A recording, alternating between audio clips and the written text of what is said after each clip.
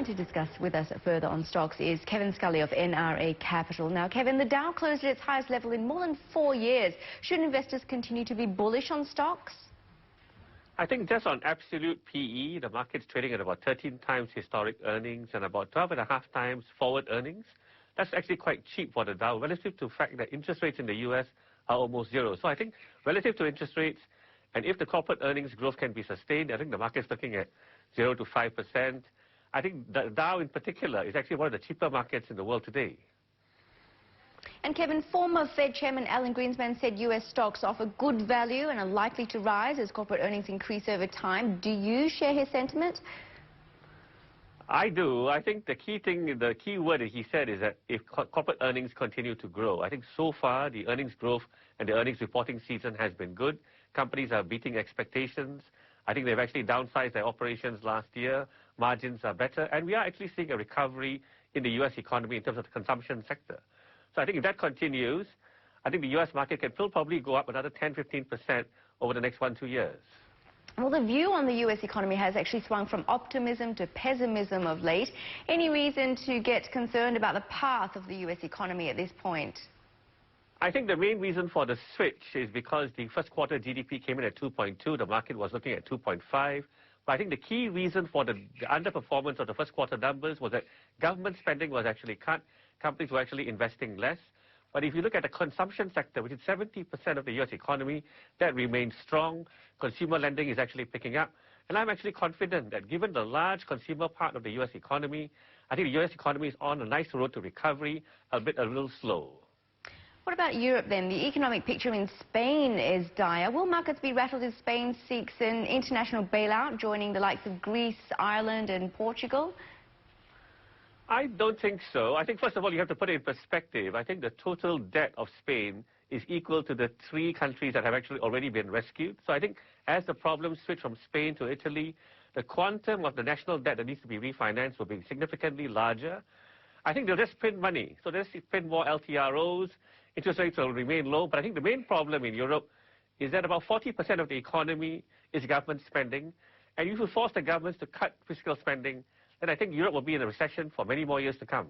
Let's turn to China then. The Purchasing Managers Index rose to a 13-month high in April.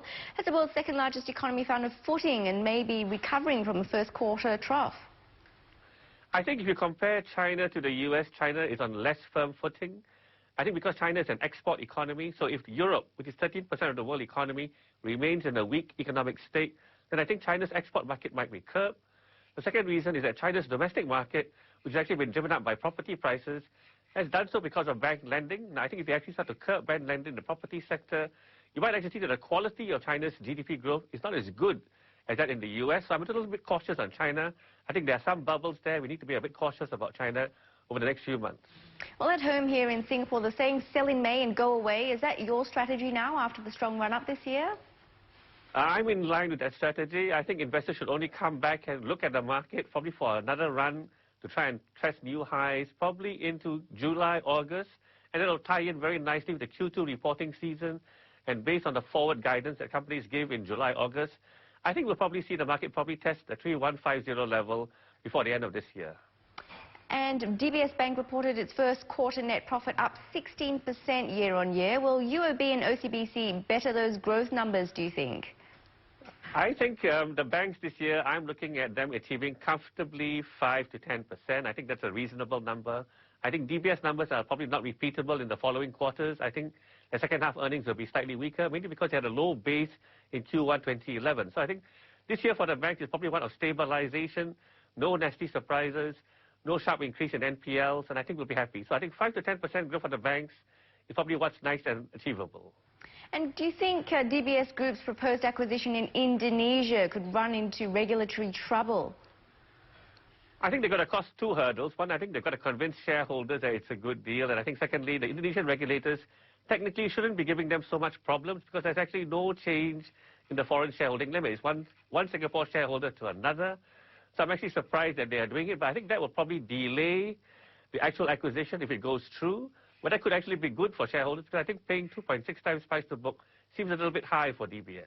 And Kevin, Capital Land reported a 31% rise in first quarter net profit. Do you expect long-term demand in Singapore to remain healthy despite official cooling measures?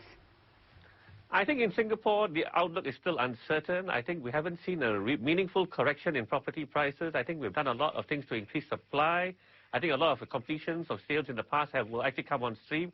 And I think when rental yields start to fall, we might actually see the healthy correction that we're looking for in the property sector, probably 10-20%. I think when we see that, then I think that will probably be a good time for the market to start a nice recovery again. And finally, any sectors that you're upbeat on right now, Kevin? I think the electronic sector is probably the best sector to be in. I think they had a terrible year last year with the earthquake, with the floods in Thailand, with the weak US dollar. I think this year they're all going to surprise you on the upside. Many companies will probably deliver earnings growth 50 to 100% off last year's low base. And I think that's probably where you'll see the outperformance in terms of earnings this reporting season. Okay, as always, thank you very much, Kevin. That was Kevin Scully of NRA Capital. And that's the business news for now.